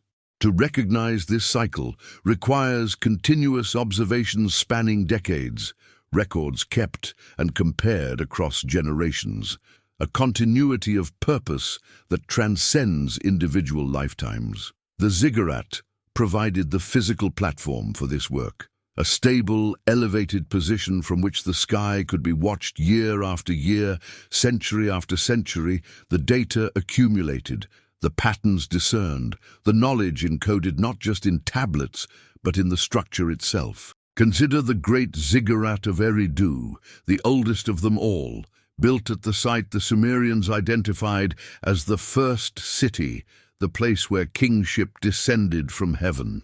Excavations revealed at least 18 successive layers of construction, each temple built directly atop the ruins of the previous one, maintaining the same orientation, the same sacred geometry across millennia. The earliest layer dates to approximately 5400 BCE, long before writing, long before urban civilization as we understand it. Yet, even at this primitive stage, the builders knew to align the structure to the cardinal points, to construct it on a raised platform, to create a space that elevated human activity above the surrounding marshland.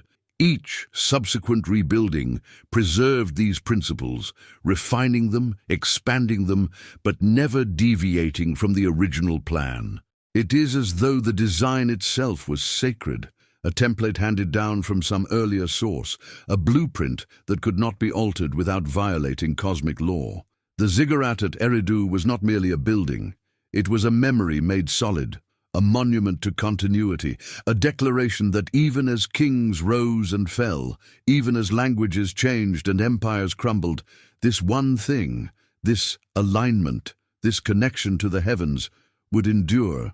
The Babylonians inherited this architectural philosophy and pushed it to its zenith with the Etemenanki, the house of the foundation of heaven and earth, the great ziggurat of Babylon that may have inspired the biblical Tower of Babel. Ancient sources describe it as a 7-tiered structure rising nearly 91 meters, its summit crowned with a temple sheathed in blue-glazed bricks that reflected the sky, creating the illusion that the tower dissolved into the heavens. Each level was dedicated to one of the 7 planets, painted in the appropriate color, accessible via a monumental staircase that wound around the exterior.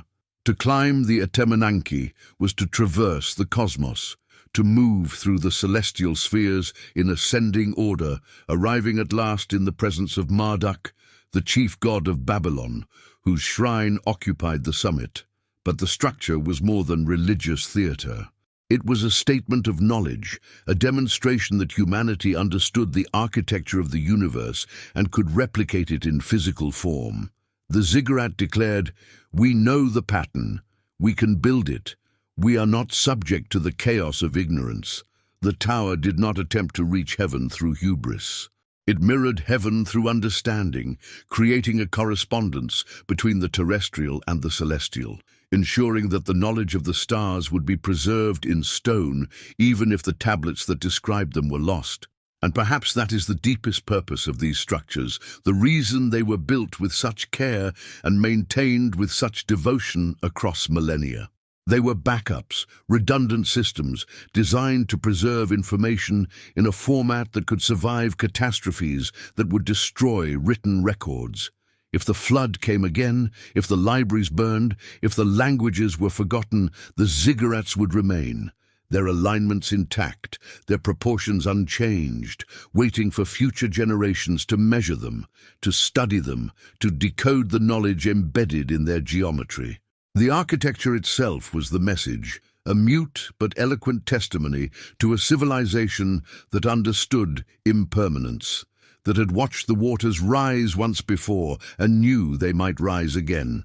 The Sumerians built in clay because clay endures fire and flood. But they also built in alignment, in ratio, in orientation, because geometry transcends language, because mathematics is universal, because a structure that points to the stars will always point to the stars, no matter who stands at its base or what tongue they speak. The ziggurats are still there, silent and eroded, their colors faded, their shrines collapsed, their names half forgotten. But on the spring equinox, when the sun rises precisely in the east, its light still strikes the ancient walls at the angle the builders intended, casting shadows that align with edges worn smooth by 4,000 years of wind. The architecture remembers what we have forgotten, holding in its bones the secret that the Sumerians tried so desperately to preserve, that knowledge is fragile, that memory is mortal, but stone, when properly placed, can speak across the silence of ages. When the last Sumerian king fell and the cities of Ur and Uruk faded into silence, the knowledge did not die. It transformed. Like water seeping through limestone, Sumerian wisdom infiltrated every civilization that rose in its wake, changing shape but never disappearing, adapting to new languages, new religions, new empires, yet carrying within itself the genetic signature of its origin. The Akkadians came first, Semitic-speaking peoples from the north, who had lived alongside the Sumerians for centuries, absorbing their culture even as they conquered their cities. When Sargon of Akkad unified Mesopotamia around 2334 BCE, he did not destroy Sumerian civilization. He preserved it, translated it, made it the foundation of his own empire. Akkadian scribes learned cuneiform, studied Sumerian texts in the Aduba, and produced bilingual inscriptions that treated Sumerian not as a dead language, but as the sacred tongue, the language of the gods. The pattern would repeat across millennia. Conquest followed not by erasure, but by assimilation, each new power recognizing that to rule Mesopotamia was to inherit Sumer, to claim legitimacy through continuity with the first civilization. The code survived because it was never just knowledge, it was authority, and authority, once encoded in clay and stone, becomes nearly impossible to erase. The Babylonians, rising to dominance in the 2nd millennium BCE, took this inheritance to new heights. Under Hammurabi, the great lawgiver, Babylon became the intellectual center of the ancient world, and Sumerian learning was its curriculum. The Code of Hammurabi, carved into a black basalt stele and displayed in the city center, was not an invention, but a compilation, drawing heavily on earlier Sumerian legal texts like the Code of Ur-Nammu and the laws of Lipit Ishtar. The famous principle of retributive justice, an eye for an eye, appears first in Sumerian law, centuries before Hammurabi codified it in Akkadian. Even the structure of the code, with its prologue invoking divine authority and its epilogue promising blessings and curses, mirrors Sumerian royal inscriptions. Hammurabi was not creating law, he was systematizing what the Sumerians had already established, translating their jurisprudence into a format suitable for a unified empire. The same pattern holds for mathematics, astronomy, and literature. Babylonian scribes copied Sumerian multiplication tables, learned the base 60 system, studied the movement of Venus using Sumerian star charts. The Epic of Gilgamesh, Babylon's greatest literary achievement, was a Babylonian retelling of much older Sumerian poems about Gilgamesh, king of Uruk, who sought immortality and failed. The stories remained, the characters endured, but the language shifted, the names altered slightly. Bilgamesh became Gilgamesh, Enki became Ea, and the tales were reshaped to fit Babylonian theology. Yet beneath the surface, the Sumerian structure persisted, the bones of the original narrative still visible through the flesh of later elaboration. When the Assyrians conquered Babylon in the early 1st millennium BCE, they too became custodians of the Sumerian legacy. Ashurbanipal, the last great Assyrian king, was a scholar as much as a warrior.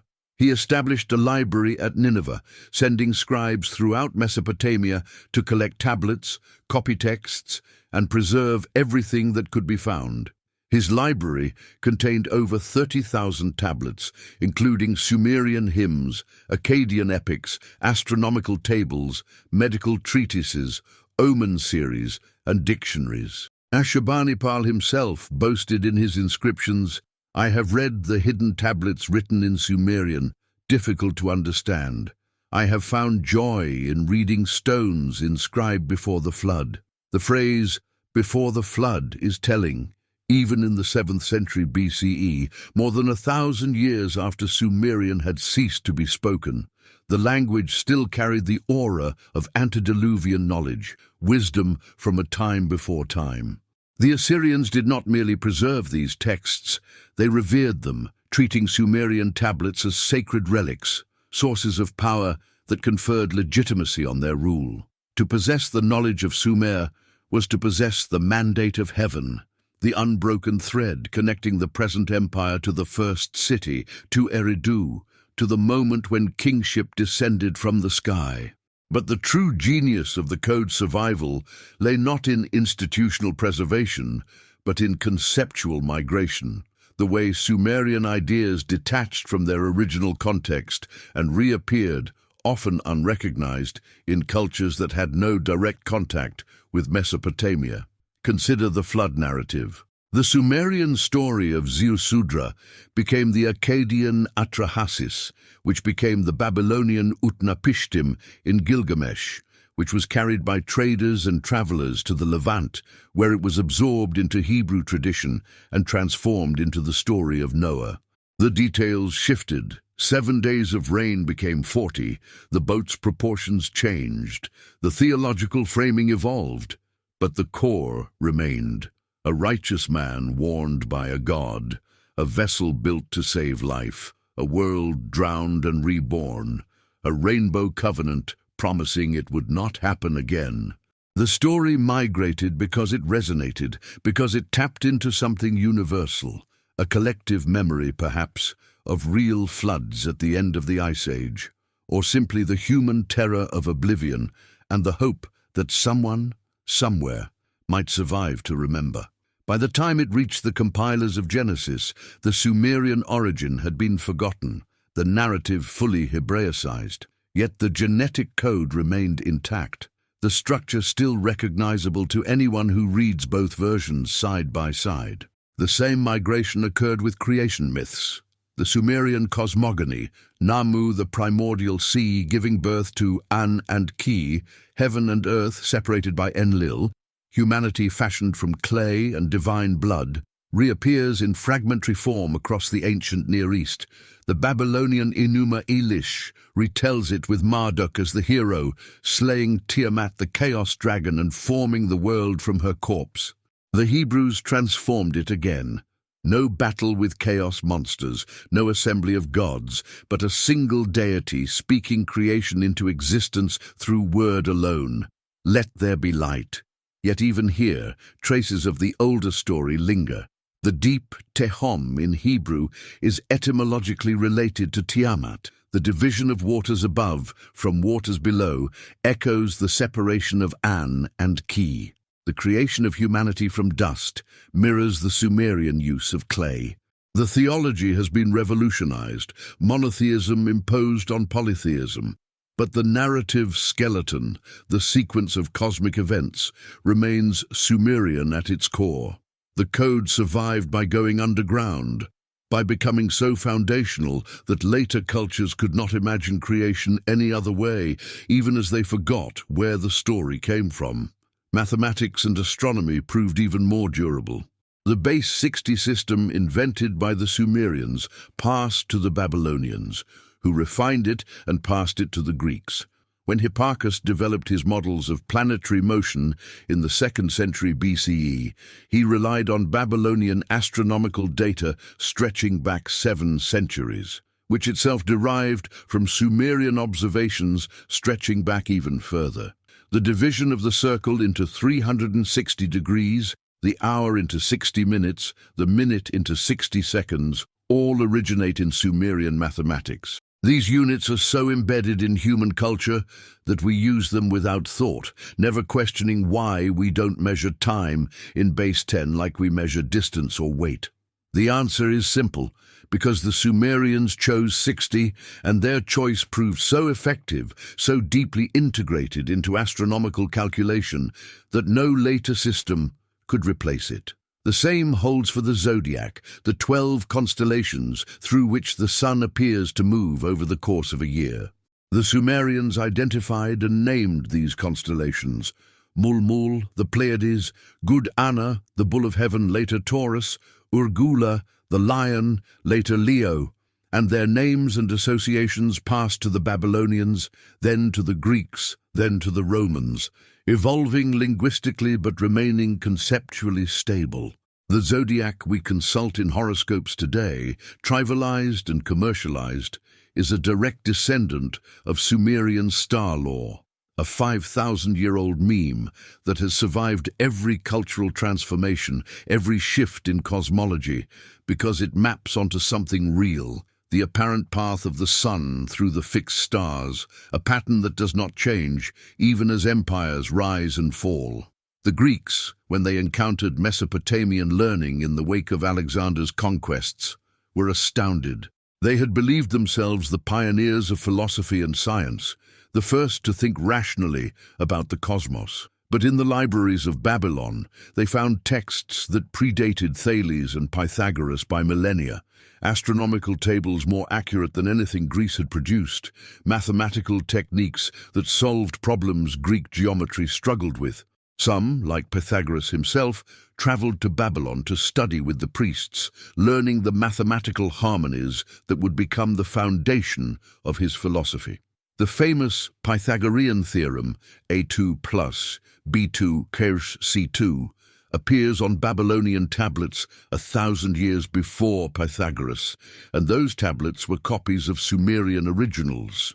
The Greeks absorbed this knowledge, often without attribution, and repackaged it in their own philosophical language, replacing the divine decrees of the me with the rational principles of Logos.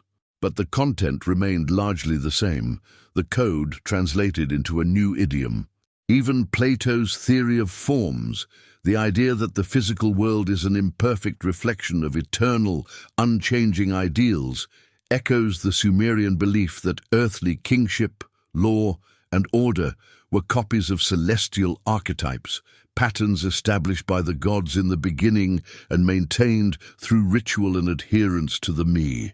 And so the code moved westward, into Greece, into Rome, into the Islamic Golden Age, where scholars in Baghdad translated the old tablets and preserved them alongside Greek and Indian texts, creating the synthesis that would eventually spark the European Renaissance. It moved eastward as well, into Persia, into India, where Sumerian base 60 influenced the development of Sanskrit mathematical texts. It fragmented, mutated, hybridized with local traditions, but never vanished. Even now, in the 21st century, when we check the time on our phones, when we navigate by GPS using degrees and minutes, when we read our horoscopes or study geometry, we are using systems that trace their lineage back to Sumer, to the scribes who first pressed reeds into clay, and the architects who first aligned bricks to the stars. The code survived because it was never fragile. It was encoded redundantly, in language and in stone, in myth and in mathematics, in so many forms and across so many media that no single catastrophe could erase it. Empires fell, languages died, libraries burned, But the knowledge persisted, passed from hand to hand, from culture to culture, changing its clothes but never its essence. The Sumerians knew this would happen. They designed it this way. They built their civilization not to last forever, but to be remembered forever, and in that, they succeeded beyond any pharaoh's pyramid or emperor's monument. We are still reading their tablets, still using their numbers, still telling their stories. The code endures, waiting in the architecture of our clocks and calendars, in the grammar of our myths, in the silent geometry of the stars.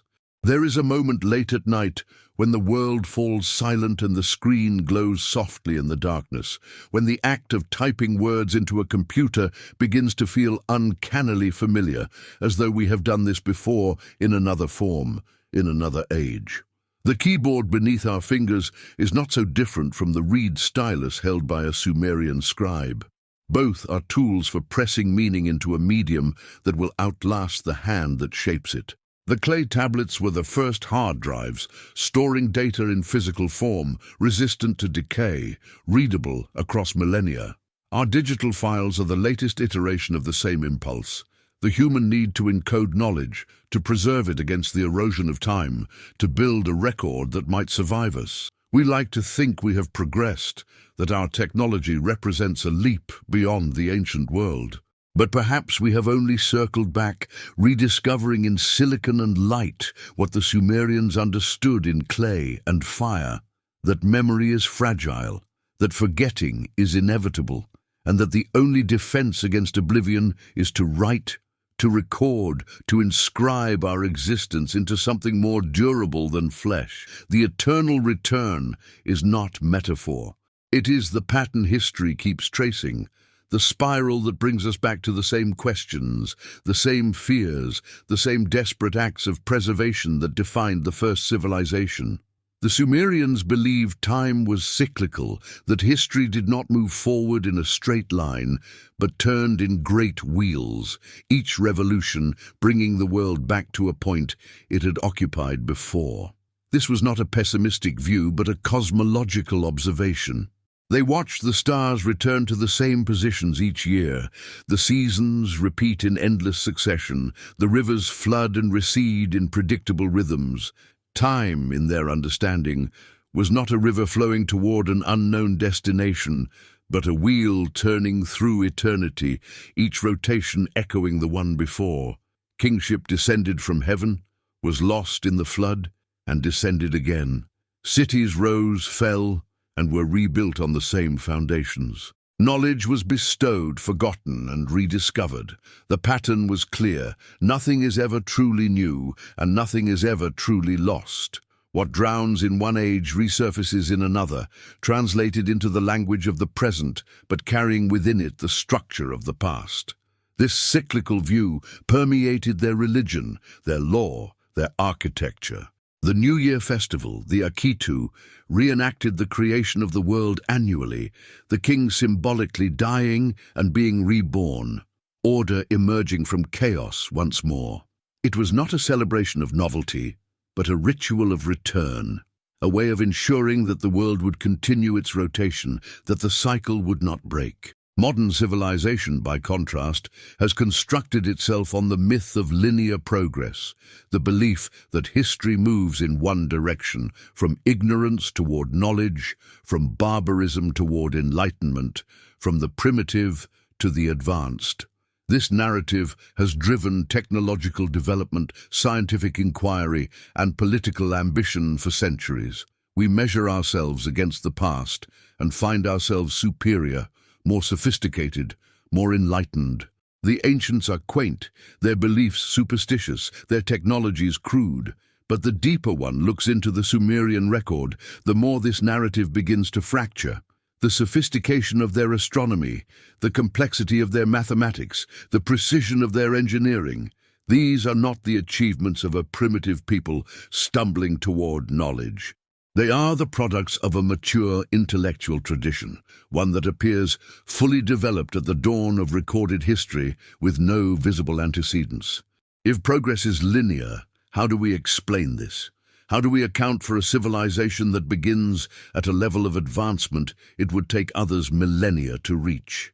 The only explanations that fit are uncomfortable. Either humanity experienced a sudden, inexplicable cognitive leap at the end of the Ice Age, or the Sumerians were not beginning, but continuing, inheriting knowledge from a source we can no longer see. And now, in the 21st century, we find ourselves in a curious position. Our technology has advanced to a point where we can encode staggering amounts of information in formats that would have been inconceivable even a generation ago. We store our memories in clouds, our knowledge in databases, our culture in digital archives that span the globe. We have more information at our fingertips than any civilization in history, more capacity to preserve, to transmit, to replicate. And yet, we are more vulnerable to loss than we have ever been. The clay tablets of Sumer remain readable after 5,000 years. Will our hard drives last 50?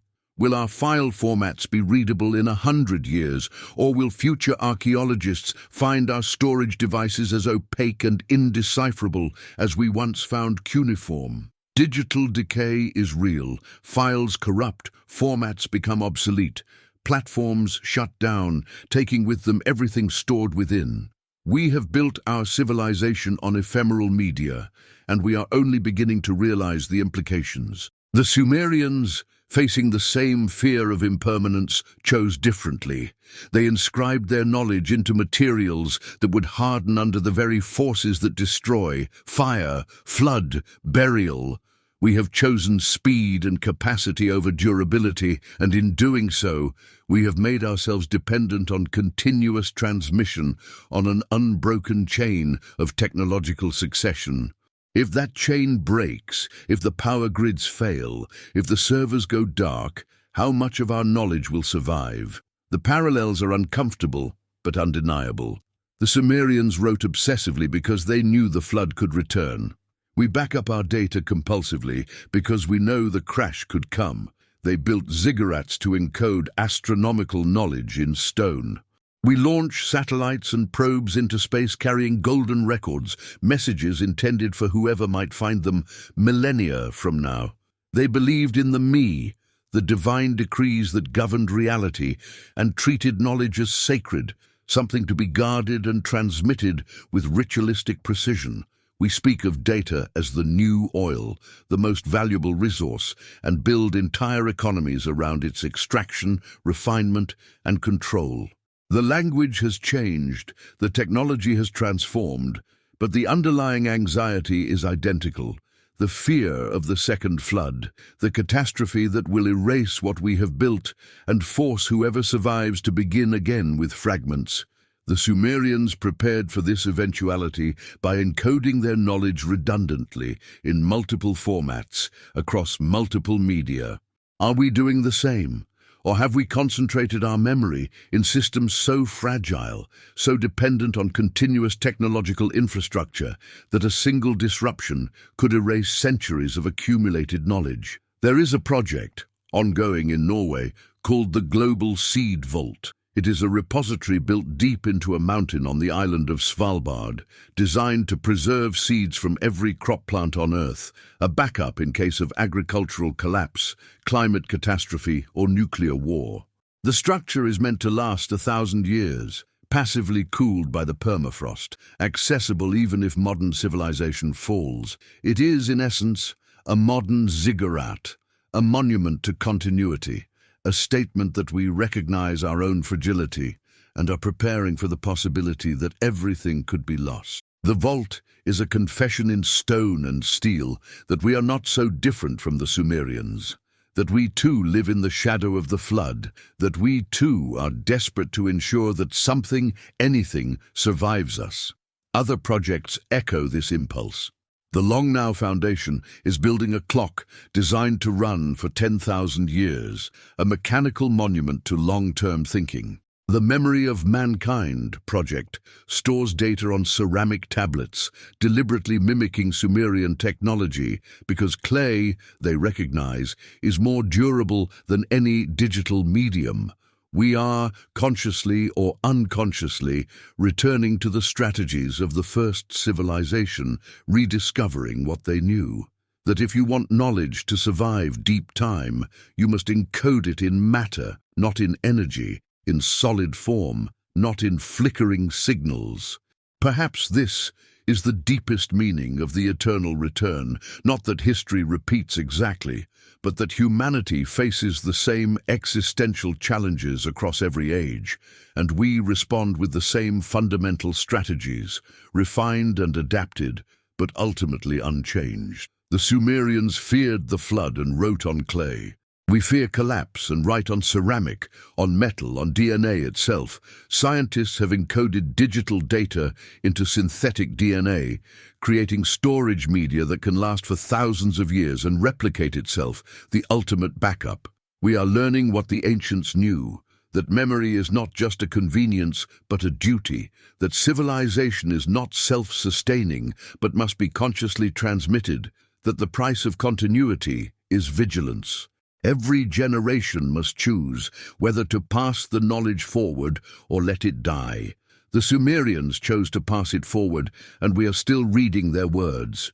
What will future archaeologists read of ours? Will our digital monuments endure, or will they find only the ruins of server farms, cryptic machines whose purpose and contents have been lost? The 21st century, as opaque to them as the antediluvian kings are to us.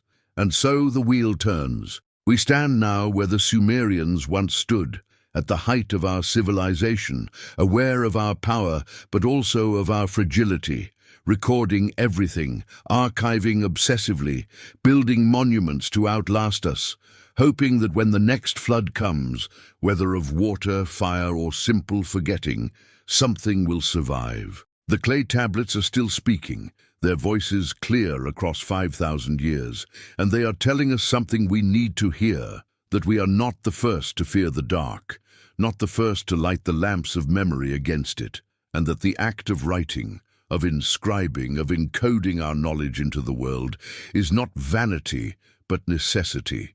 The Sumerians were not documenting the birth of civilization. They were documenting its return, its resurrection from the waters of a previous catastrophe. And perhaps we are doing the same, writing not for ourselves but for whoever comes after, for the survivors who will dig through our ruins and piece together what we were, what we knew, what we tried to preserve.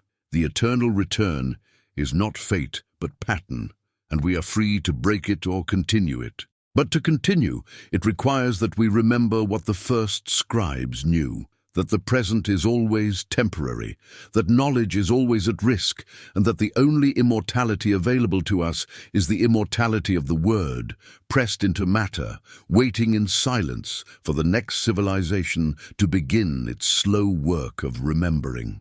The clay is still speaking. The question is whether we are still listening, and whether our own voices, encoded in silicon and light, will speak as clearly when our cities have turned to dust and the wind moves over the ruins of our own forgotten world. Before you go, if this journey through ancient memory stirred something in you, consider subscribing. These stories take time to uncover, and your support ensures they keep being told.